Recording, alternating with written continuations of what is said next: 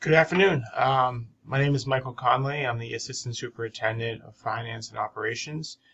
And today I'm going to continue my short video series on the FY23 school department budget in North Reading.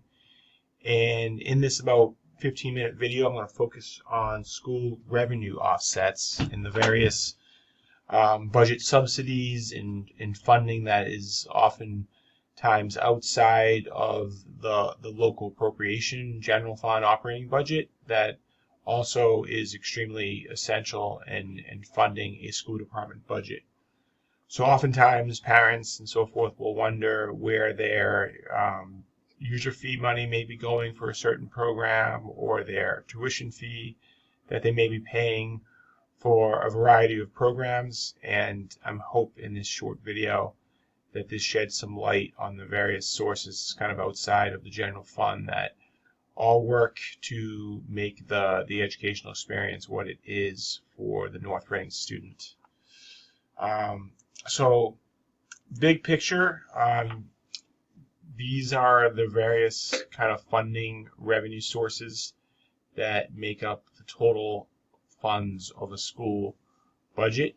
You would have your general fund operating budget amounts, which are generally funded by local taxes and local receipts, or what's known as kind of the local contribution, which is the amounts that's being supported by the local taxpayers. Also, areas that help fund that general fund budget is Chapter 70 state aid, in the form of Chapter 70 revenue for education or unrestricted government local aid. So the general fund request for fiscal 23 in North Reading is a little over $36 million.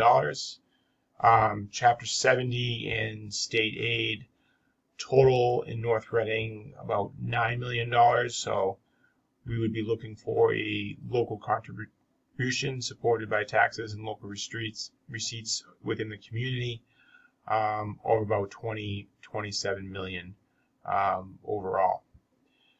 The outside of the general fund, there's what's known as special revenue funds, and those are this is sort of the circled area is the area that we're going to focus on today, and that is the federal grants, state grants, revolving funds. So those are funds that come in from user fees or tuition-based programs. And then there's also these other special revenue funds, which could be gifts and donations to the school department, all of which, again, add up to make the total kind of school revenue sources what they are.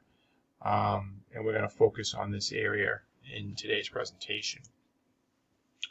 Just a little snapshot of how much each piece of the revenue of the pie, each piece of the revenue is funding. So it's no surprise that the municipal contribution, the amount through local property taxes, is funding over 73% of the pie. State aid through Chapter 70 and government and local aid is funding about 19%. These revolving or special funds, the orange, that would be funds from user fees or tuition-based programs or rental of school facilities, is bringing in about 5%. Then federal grants, a lot of those are entitlement grants for special education or other curricular areas, is bringing in a little less than 2%. And then the smaller piece of the pie would be state grants or other local sources. But that is sort of the breakdown of the various funding sources in the community. When you look at a history of our revolving and grant budget offsets, you can kind of right away see that they've been going up moderately, but overall, at least for the last 4 years, they've remained relatively stable. So this is both revolving and federal and state grants. North Reading, we're a little over $3 million. And in fiscal 23, that amount is just shy of $3.5 million, $3.5 million, and that's up somewhat from previous years, and that can mostly be contributed to the fact that we do have some COVID-19 kind of pandemic relief grants that have been available to us. That's kind of raising that bar for these last couple of years.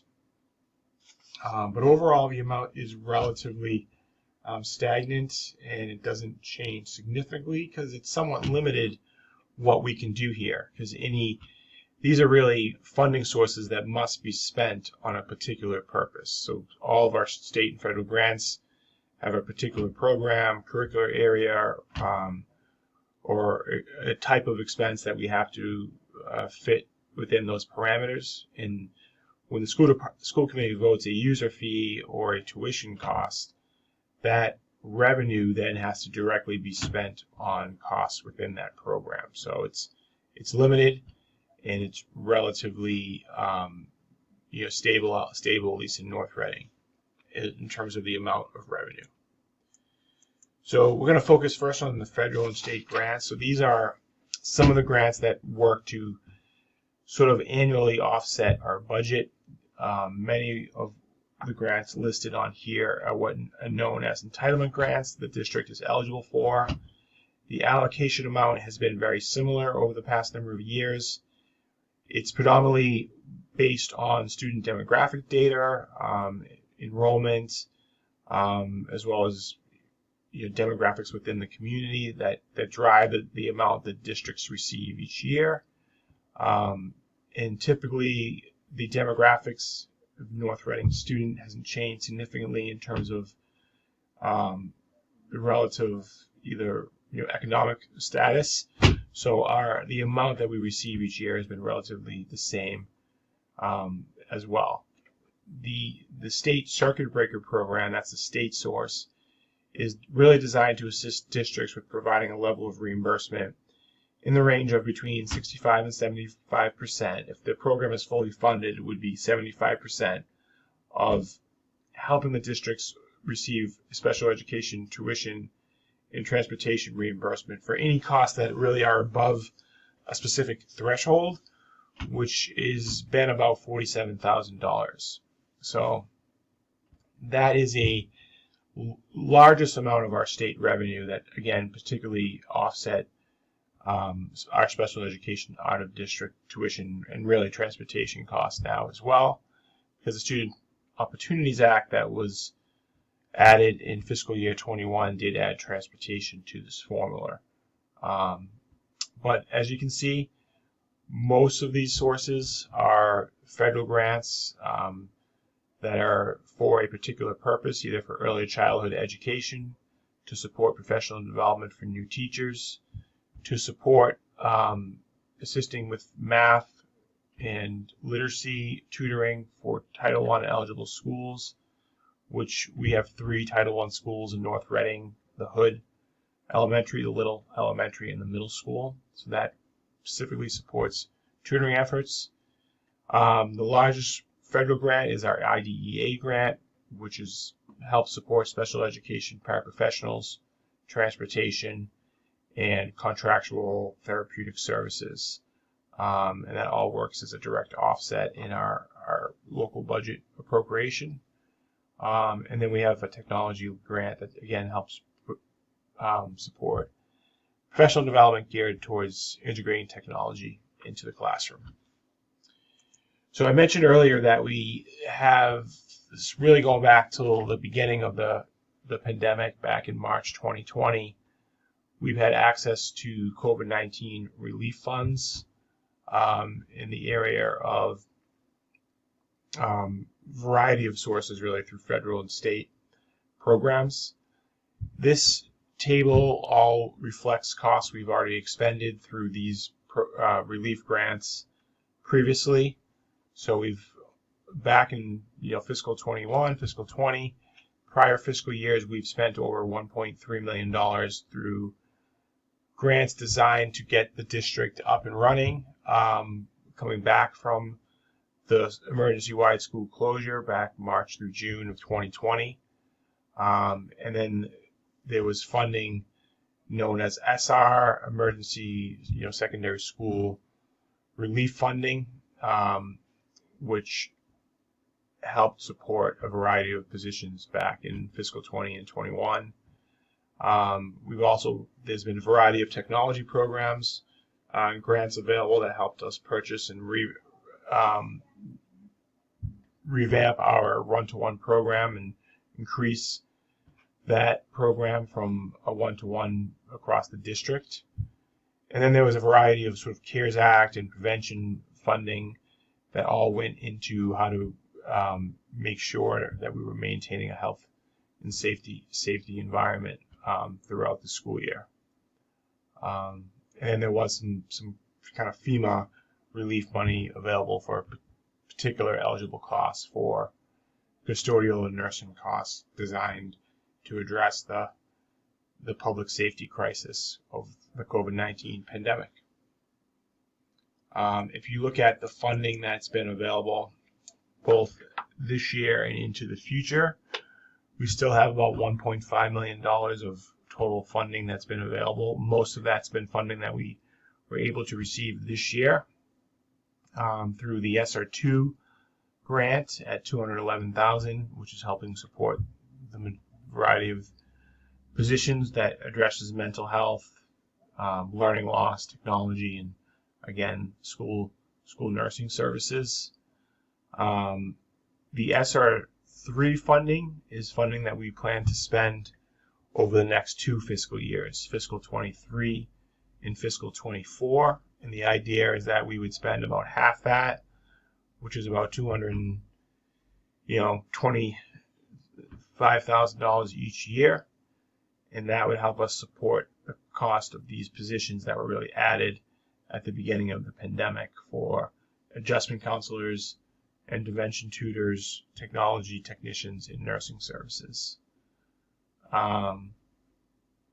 The remaining funds were funds that we received this year that has helped us in a lot of ways reimburse our summer school costs, providing additional funding through the American Rescue Plan with IDA and early childhood to assist with medical therapeutic services for students and assistive technology iPads.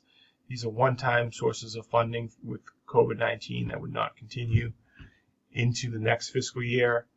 And then we've had some funding that we had to kind of be aggressive and apply for through the COVID-19 Mass Paid Sick Leave Act and some summer reimbursement funding that was out there and available. Districts that were aggressive in pursuing that received this additional funding to help reimburse some of these costs during the pandemic. But that's sort of the total picture of our COVID-19 relief funds is really maintained on these 2 slides. All in all, we're looking at about 1.3 million here, 1.5 million here, so we're pretty close, just under the $3 million mark of additional federal and state funding through these grant programs that North Reading has received as a result of the COVID-19 pandemic. If you look at our revolving accounts, these are the main accounts that exist. We have our athletic revolving, where we assess a user fee and collect a gate receipt, and that funding source directly helps offset the athletic expense accounts, costs for transportation, supplies, equipment, ice rental, and other costs in our athletic program. We have the extracurricular, where we assess the $200 user fee, which helps support the cost of student club advisor stipends. We have the performing arts user fees, which again help support costs associated with in the performing arts program for either theater and music stipends and related crop expenses for their musical productions. We have the bus transportation fee, which helps directly offset the cost of our busing program, our regular busing program to and from school. We do rent space in our gymnasiums, classrooms, cafeterias, library, media centers, and the rental income from renting the school space does help us directly offset maintenance services in that area where we're renting. So that helps offset the buildings and grounds budget. And then we have our tuition-based programs with full-day kindergarten, preschool, where the revenue generated from these tuition-based programs directly help offset the direct costs which would be the staffing cost for the teachers and paraprofessionals working within those programs. And you can see the amounts that have been included in the budget as an offset. And then you have our food service program through lunch sales, or what has been the case lately with the USDA's federal reimbursement program. And that directly offsets the cost of our food service workers, all of our food production costs and supplies. So all in all, this averages just under $2 million. If you take a quick kind of peek at, you may wonder, based on the direct costs of these programs, the amount of the user fee or the tuition revenue that is bringing in, and from a percentage standpoint, how much is that as a piece of the total amount of the direct cost. So this has gone down over time. There was a time where I would put together this information and it was essentially pretty much being funded at about 50% of the total amount of direct cost. But as those direct costs have increased through inflation and cost of living, and we have not really increased the user fee, the amount has overall reduced. And in total, in aggregate, we collect, our direct costs are over $3 million. We bring in about 1.2, so we're at about 40%. You can see the circled amount at the kindergarten program is the administration and the school committee are continuing to make efforts to work towards a universal free full-day kindergarten model over the next 3 years and reduce that tuition each year. So that's still part of the program and part of the model as we look towards fiscal 23. So in summary, this is sort of what we're looking at in terms of fiscal 23, a general fund budget of a little more than $36 million, a $1.8 million increase. But all the various grants and revolving accounts that I just spoke to total a little more than $3.4 million. So in reality, we're looking at a budget of around $39.5 million, or total funding at 39.5. And even that doesn't tell the full picture because we still have school committee donations, which annual average to that is about $250,000. And then you have the parent and booster athletic booster program, performing art support groups that fund a variety of other areas outside of the budget, which at least total $75,000. So all of these areas certainly go into a school department budget, and certainly make the experience in terms of the educational, athletic, fine arts, extracurricular program experience what it is today in North Reading. So what are some key dates in fiscal 23 as we look forward into the future? We have a budget webinar on March 25th, the budget public hearing on April 11th. School committee is not set to vote their budget until May 2nd. And you have the annual town meeting being scheduled for Monday, June 6th. So that is sort of the dates that we are operating from. We hope that the community will join us at some of these upcoming meetings, and we look forward to your feedback as we work to adopt a budget that will work within the financial constraints of the North Reading community, and also that will continue to move the district forward. I hope this video provided some additional information on our budget offsets, and I appreciate your time today. Thank you.